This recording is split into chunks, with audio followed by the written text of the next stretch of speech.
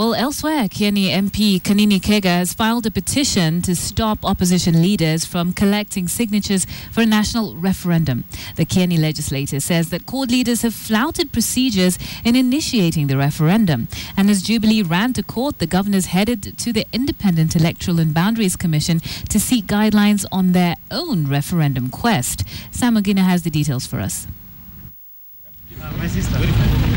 As promised, the Jubilee Alliance launched a countermeasure to deal with CORD's quest for a popular initiative amendment to the Constitution. The Jubilee legislature from Kieni Kanini Kega kicked off a court battle to stop CORD from collecting their million-plus signatures to force a referendum.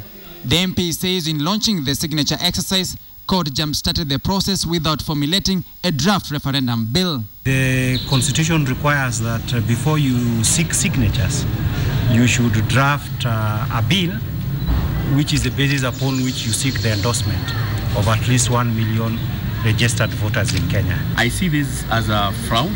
I see this with a lot of mischief, because they are supposed first of all to come up with a draft bill that will accompany the signatures, or the collection of signatures.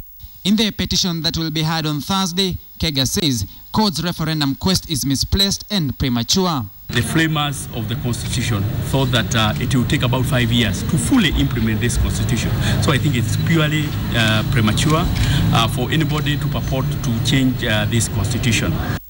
Deputy President William Ruto, a one-time crusader of the No campaign against the Constitution, buttressed his administration's opposition to the referendum. The Deputy President warning it is time to move the country forward from political sideshows clawing back on development. I think there is time for everything. I don't think we should engage in endless debate and confrontation and unnecessary negative energy. I think it's important that we pull together, create synergy, work with all sectors of our economy and take the country forward. The Jubilee administration has found itself fighting a two-pronged attack on the referendum issue. Governors today sought an audience with the electoral agency IEBC over the referendum procedural matters, seeking guidelines on the referendum timelines and drafting of the referendum bill. So we are basically looking for